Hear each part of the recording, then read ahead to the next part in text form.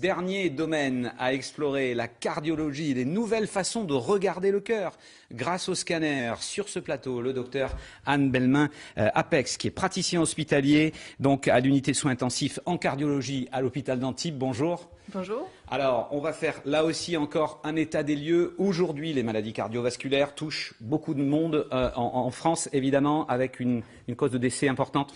Oui, alors les maladies cardiovasculaires, ça regroupe un ensemble de pathologies, à la fois la pathologie du cerveau, la pathologie du cœur et la pathologie des jambes.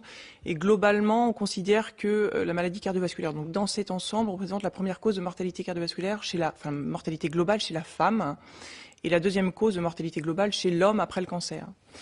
En pratique, quand on s'intéresse au cœur, ça concerne globalement 3 millions de personnes en France, avec en gros 50 000 décès par an en France de maladies cardiaques et 150 000 décès par an en France de maladies cardiovasculaires. Et on va être positif quand même, de moins en moins de décès aussi, parce qu'on peut déceler de plus en plus facilement. Alors, tout à fait. Il y a de moins en moins de décès, il y a de moins en moins d'infarctus. Ça reste quand même un chiffre important de 120 000 infarctus par an en France. Il y a une baisse du nombre d'infarctus et des décès cardiovasculaires, globalement liée à une meilleure prise en charge cardiovasculaire. C'est-à-dire qu'on a des équipes de SAMU, des pompiers qui prennent en charge très précocement les malades. Et on a des techniques de revascularisation, c'est-à-dire des techniques pour déboucher les artères qui sont très efficaces. On va les voir dans un instant. Auparavant, la question évidente. On a parlé avec vous en préparant l'émission de l'athérome, la plaque d'athérome. Dites-nous ce que c'est. On va voir quelques images en plus. Alors la plaque d'athérome, c'est on voit une artère là qui est en coupe. À droite, en jaune, c'est l'athérome, c'est ça? Exactement. Donc on voit à droite ce qu'on appelle le corps lipidique, c'est-à-dire c'est un agglomérat de cholestérol et de cellules inflammatoires qui se constituent à l'intérieur de la paroi des artères. Donc toutes les artères sont concernées, les artères du cœur qu'on voit ici sur un scanner, oui, mais également les artères du cerveau et les artères des membres inférieurs. Donc tout ça, c'est une pathologie globale qui a les mêmes conséquences et les mêmes causes, à savoir un ensemble de facteurs de risque cardiovasculaire qu'il faut absolument prévenir et corriger. Ça, c'est une artère en coupe, c'est-à-dire qu'on voit à ce moment-là, vous avez la possibilité technique de regarder les artères en coupe et de voir s'il y a des endroits. Voilà, là, on voit des plaques d'athérome. Très bien, parce que l'artère est plus ronde, c'est plus un tuyau normal. Voilà, donc normalement, l'artère est circulaire, il y a une vasométricité, c'est-à-dire qu'elle a la capacité de se distendre et de se rétrécir. Mais avec l'accumulation des plaques de cholestérol, il y a une réduction du calibre de l'artère et donc une diminution du flux sanguin circulant et de l'apport en oxygène au niveau du muscle cardiaque. Là, c'est une coupe qu'on voit dans l'artère, c'est-à-dire qu'on a la capacité de voir les artères de façon externe avec le scanner ou de façon interne avec des techniques de laser ou d'échographie endocoronaire qui sont réservées à des indications bien particulières, mais qui sont une aide à la compréhension du phénomène. Alors, on a compris, évidemment, la graisse, manger trop gras, fumer beaucoup, tout ça, c'est pas très bon pour avoir des plaques d'athérome dans les artères. Mais heureusement, la technologie, le scanner, vous permet de faire des diagnostics et vous permet surtout d'être moins agressif pour faire ces diagnostics. Essayez de nous expliquer ce que ça vous apporte. Toute la difficulté en médecine, en particulier en cardiologie, c'est la première chose d'éviter que ça se produise, c'est de la prévention primaire. Et la deuxième chose importante, c'est de la prévention secondaire, c'est-à-dire qu'une fois qu'on a une douleur dans la poitrine, qui est le symptôme d'un rétrécissement artériel, qu'il soit aigu ou chronique, de proposer aux patients le meilleur diagnostic, le meilleur outil diagnostique pour arriver à cette conclusion qu'il faut aller faire une coronarographie, donc un acte invasif.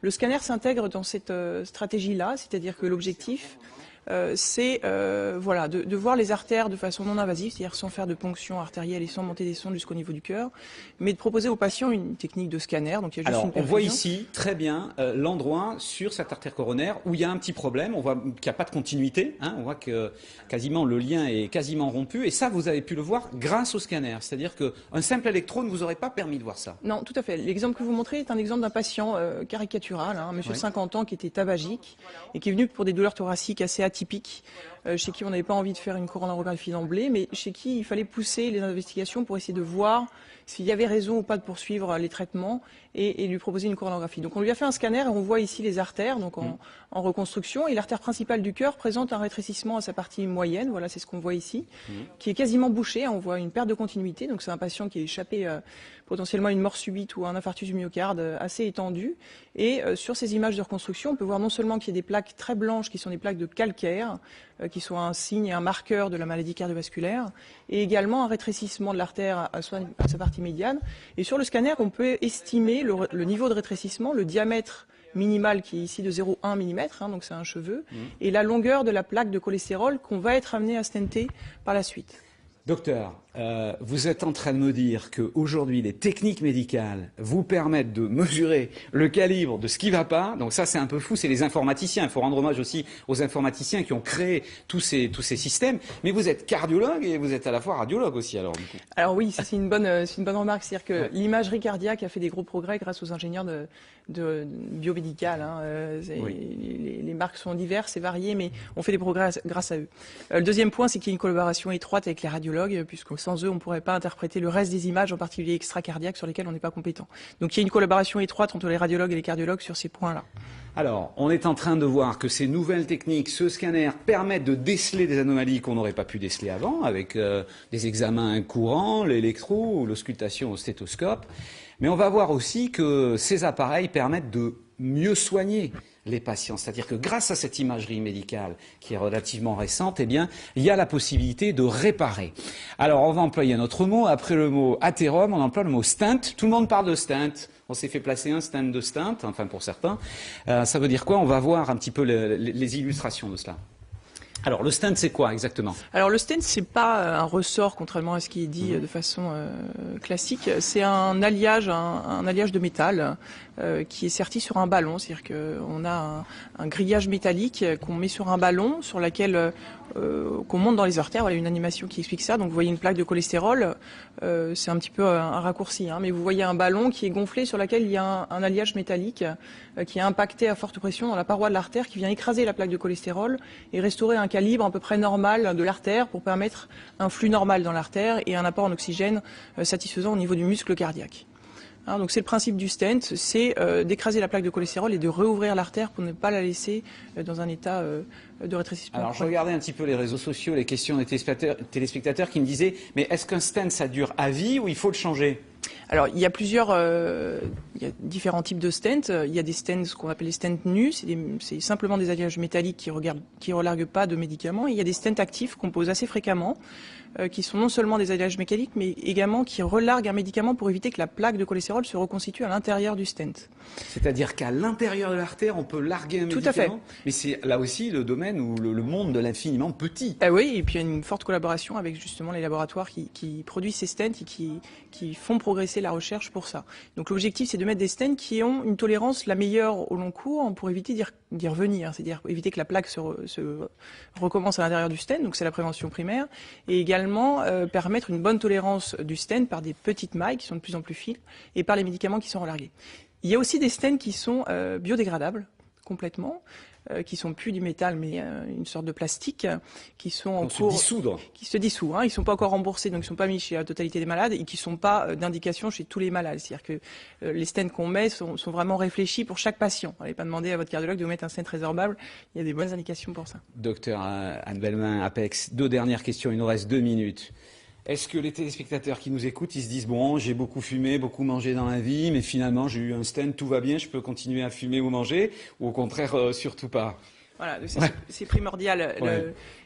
On a traité la maladie, on a donné une deuxième chance aux malades, il faut absolument éviter que ça recommence. Donc une fois que c'est déjà arrivé, on a perdu une partie de la bataille qui était que ça arrive pas. Une fois que ça a commencé et qu'on a réparé les choses, il faut vraiment éviter que ça recommence. Donc il y a 2 pans de ça, il y a les médicaments qu'il faut absolument bien prendre parce que les médicaments sont fondamentaux pour accepter le stent, ça reste un corps étranger, si les médicaments sont pas pris, les stents peuvent se boucher de façon aiguë et provoquer un infarctus. Donc ça c'est un message important, la compliance thérapeutique est fondamentale. Le deuxième point, c'est effectivement la correction des facteurs de risque, donc le tabac, le cholestérol, le poids, l'activité physique, le diabète, tout ça doit être pris en considération et rentrer dans la prise en charge globale de la maladie. On va terminer là-dessus, vous venez de parler de l'activité physique. Est-ce que vous dites aux téléspectateurs aujourd'hui qu'on peut réparer son cœur en faisant, évidemment avec modération, à un certain âge, en faisant du sport? Ça fait partie des traitements.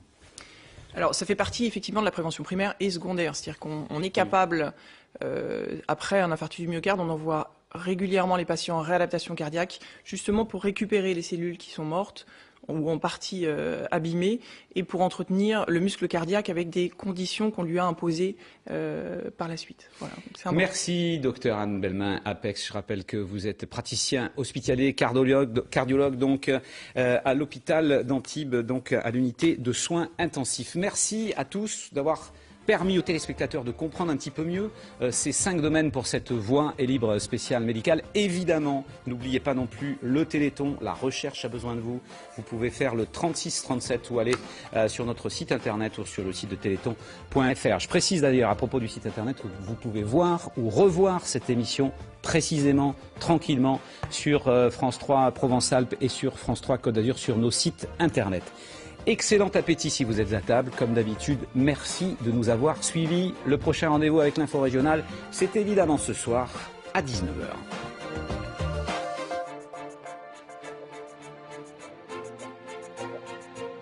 Et domaine à explorer la cardiologie, les nouvelles façons de regarder le cœur grâce au scanner. Sur ce plateau, le docteur Anne Belmain Apex, qui est praticien hospitalier, donc à l'unité de soins intensifs en cardiologie à l'hôpital d'Antibes. Bonjour. Bonjour. Alors, on va faire là aussi encore un état des lieux. Aujourd'hui, les maladies cardiovasculaires touchent beaucoup de monde en France, évidemment, avec une cause de décès importante.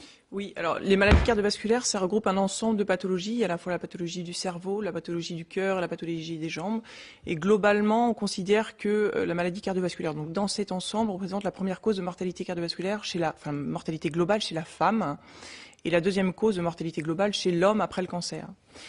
En pratique, quand on s'intéresse au cœur, ça concerne globalement 3 millions de personnes en France, avec en gros 50 000 décès par an en France de maladies cardiaques et 150 000 décès par an en France de maladies cardiovasculaires. Et on va être positif quand même, de moins en moins de décès aussi, parce qu'on peut déceler de plus en plus facilement. Alors, tout à fait. Il y a de moins en moins de décès, il y a de moins en moins d'infarctus. Ça reste quand même un chiffre important de 120 000 infarctus par an en France. Il y a une baisse du nombre d'infarctus et des décès cardiovasculaires, globalement liée à une meilleure prise en charge cardiovasculaire. C'est-à-dire qu'on a des équipes de SAMU, des pompiers qui prennent en charge très précocement les malades.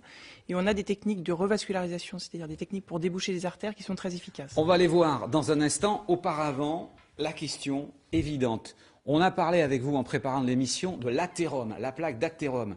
Dites-nous ce que c'est. On va voir quelques images en plus. Alors la plaque d'athérome, c'est on voit une artère là qui est en coupe.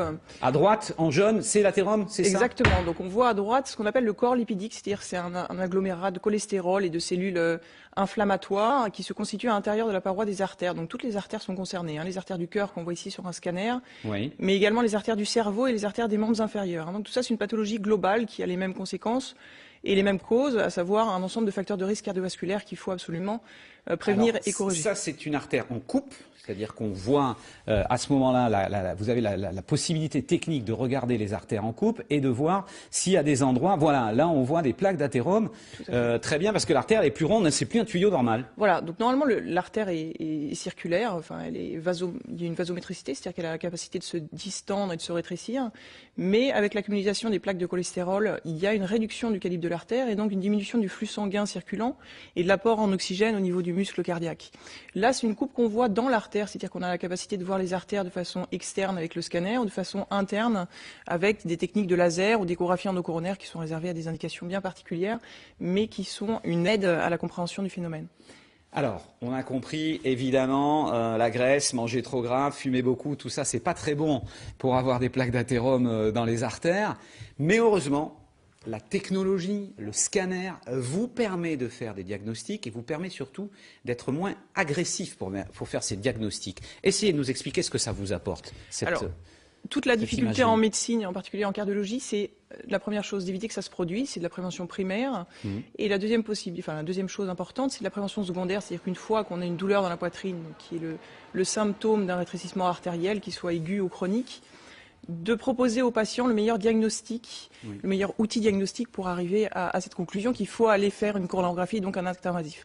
Le scanner s'intègre dans cette stratégie-là, c'est-à-dire que l'objectif, c'est de voir les artères de façon non invasive, c'est-à-dire sans faire de ponction artérielle et sans monter des sondes jusqu'au niveau du cœur, mais de proposer aux patients une technique de scanner. Donc il y a juste une perfusion. On voit ici très bien l'endroit sur cette artère coronaire où il y a un petit problème, on voit qu'il n'y a pas de continuité, on voit que quasiment le lien est quasiment rompu, et ça vous avez pu le voir grâce au scanner, c'est-à-dire qu'un simple électrode ne vous aurait pas permis de voir ça. Non, tout à fait. L'exemple que vous montrez est un exemple d'un patient caricatural, un monsieur de 50 ans qui était tabagique et qui est venu pour des douleurs thoraciques assez atypique, chez qui on n'avait pas envie de faire une coronarographie d'emblée, mais chez qui il fallait pousser les investigations pour essayer de voir s'il y avait raison ou pas de poursuivre les traitements et lui proposer une coronarographie. Donc on lui a fait un scanner et on voit ici les artères donc en reconstruction. Et l'artère principale du cœur présente un rétrécissement à sa partie moyenne, voilà, c'est ce qu'on voit ici, qui est quasiment bouché. On voit une perte de continuité, donc c'est un patient qui est échappé potentiellement à une mort subite ou à un infarctus du myocarde assez étendu. Et sur ces images de reconstruction, on peut voir non seulement qu'il y a des plaques très blanches qui sont des plaques de calcaire, qui sont un signe et un marqueur de la maladie cardiovasculaire, et également un rétrécissement de l'artère à sa partie médiane. Et sur le scanner, on peut estimer le niveau de rétrécissement, le diamètre minimal qui est ici de 0,1 mm, donc c'est un cheveu, et la longueur de la plaque de cholestérol qu'on va être amené à stenter par la suite. Docteur, vous êtes en train de me dire qu'aujourd'hui, les techniques médicales vous permettent de mesurer le calibre de ce qui ne va pas. Donc ça, c'est un peu fou, c'est les informaticiens. Il faut rendre hommage aussi aux informaticiens qui ont créé tous ces systèmes. Mais vous êêtre cardiologue et vous êtes à la fois radiologue aussi, alors du coup. Alors oui, c'est une bonne remarque. C'est-à-dire que l'imagerie cardiaque a fait des gros progrès grâce aux ingénieurs de biomédical. Les marques sont diverses et variées, mais on fait des progrès grâce à eux. Le deuxième point, c'est qu'il y a une collaboration étroite avec les radiologues, puisque sans eux, on ne pourrait pas interpréter le reste des images, en particulier extracardiaques, sur lesquelles on n'est pas compétent. Donc il y a une collaboration étroite entre les radiologues et les cardiologues sur ces points-là. Alors, on est en train de voir que ces nouvelles techniques, ce scanner, permettent de déceler des anomalies qu'on n'aurait pas pu déceler avant, avec des examens courants, l'électro ou l'auscultation au stéthoscope. Mais on va voir aussi que ces appareils permettent de mieux soigner les patients. C'est-à-dire que grâce à cette imagerie médicale qui est relativement récente, eh bien, il y a la possibilité de réparer. Alors, on va employer un autre mot. Après le mot athérome, on emploie le mot stent. Tout le monde parle de stent. On s'est fait placer un stent de stent, enfin pour certains. Ça veut dire quoi? On va voir un petit peu les illustrations de cela. Alors, le stent, c'est quoi exactement? Alors, le stent, c'est pas un ressort, contrairement à ce qui est dit de façon classique. C'est un alliage de métal qui est serti sur un ballon. C'est-à-dire qu'on a un grillage métallique qu'on met sur un ballon, sur laquelle qu'on monte dans les artères. Voilà une animation qui explique ça. Donc, vous voyez une plaque de cholestérol. C'est un petit peu un raccourci, mais vous voyez un ballon qui est gonflé sur lequel il y a un alliage métallique qui est impacté à forte pression dans la paroi de l'artère, qui vient écraser la plaque de cholestérol et restaurer un calibre à peu près normal de l'artère pour permettre un flux normal dans l'artère et un apport en oxygène satisfaisant au niveau du muscle cardiaque. Donc c'est le principe du stent, c'est d'écraser la plaque de cholestérol et de réouvrir l'artère pour ne pas la laisser dans un état de rétrécissement. Alors je regardais un petit peu les réseaux sociaux, les questions des téléspectateurs qui me disaient « Mais est-ce qu'un stent ça dure à vie ou il faut le changer ?» Alors, il y a différents types de stents. Il y a des stents, ce qu'on appelle les stents nus, c'est simplement des alliages métalliques qui relarguent pas de médicaments. Et il y a des stents actifs qu'on pose assez fréquemment, qui sont non seulement des alliages mécaniques, mais également qui relarguent un médicament pour éviter que la plaque de cholestérol se reconstitue à l'intérieur du stent. C'est-à-dire qu'à l'intérieur de l'artère, on peut larguer un médicament. Tout à fait. Mais c'est là aussi le domaine où le monde de l'infiniment petit. Oui, et puis il y a une forte collaboration avec justement les laboratoires qui produisent ces stents et qui font progresser la recherche pour ça. Donc l'objectif, c'est de mettre des stents qui ont une tolérance la meilleure au long cours pour éviter d'y revenir, c'est-à-dire éviter que la plaque se recommence à l'intérieur du stent, donc c'est la prévention primaire, et également permettre une bonne tolérance du stent par des petites mailles qui sont de plus en plus fines et par les médicaments qui sont relargués. Il y a aussi des stents qui sont biodégradables complètement, qui sont plus du métal mais une sorte de plastique, qui sont en cours, qui se dissout. Ils sont pas encore remboursés, donc ils sont pas mis chez la totalité des malades et qui sont pas d'indication chez tous les malades. C'est-à-dire que les stents qu'on met sont vraiment réfléchis pour chaque patient. N'allez pas demander à votre cardiologue de vous mettre un stent résorbable. Il y a des bonnes indications pour ça. Docteur Anne Bellemin, Apex, 2 dernières questions. Il nous reste 2 minutes. Est-ce que les téléspectateurs qui nous écoutent, ils se disent « Bon, j'ai beaucoup fumé, beaucoup mangé dans la vie, mais finalement j'ai eu un stent, tout va bien, je peux continuer à fumer ou manger » ou au contraire, surtout pas? Voilà, c'est primordial. Ouais. On a traité la maladie, on a donné une deuxième chance aux malades, il faut absolument éviter que ça recommence. Donc une fois que c'est déjà arrivé, on a perdu une partie de la bataille qui était que ça n'arrive pas. Une fois que ça a commencé et qu'on a réparé les choses, il faut vraiment éviter que ça recommence. Donc il y a 2 pans de ça, il y a les médicaments qu'il faut absolument bien prendre parce que les médicaments sont fondamentaux pour accepter le stent, ça reste un corps étranger, si les médicaments ne sont pas pris, les stents peuvent se boucher de façon aiguë et provoquer un infarctus. Donc ça c'est un message important, la compliance thérapeutique est fondamentale. Le deuxième point, c'est effectivement la correction des facteurs de risque, donc le tabac, le cholestérol, le poids, l'activité physique, le diabète, tout ça doit être pris en considération et rentrer dans la prise en charge globale de la maladie. On va terminer là-dessus, vous venez de parler de l'activité physique. Est-ce que vous dites aux téléspectateurs aujourd'hui qu'on peut réparer son cœur en faisant, évidemment avec modération, à un certain âge, en faisant du sport? Ça fait partie des traitements. Alors, ça fait partie effectivement de la prévention primaire et secondaire. C'est-à-dire qu'on est capable, après un infarctus du myocarde, on envoie régulièrement les patients en réadaptation cardiaque, justement pour récupérer les cellules qui sont mortes ou en partie abîmées, et pour entretenir le muscle cardiaque avec des conditions qu'on lui a imposées par la suite. Voilà. Merci, docteur Anne Bellemin-Apex. Je rappelle que vous êtes praticien hospitalier, cardiologue donc, à l'hôpital d'Antibes. Donc,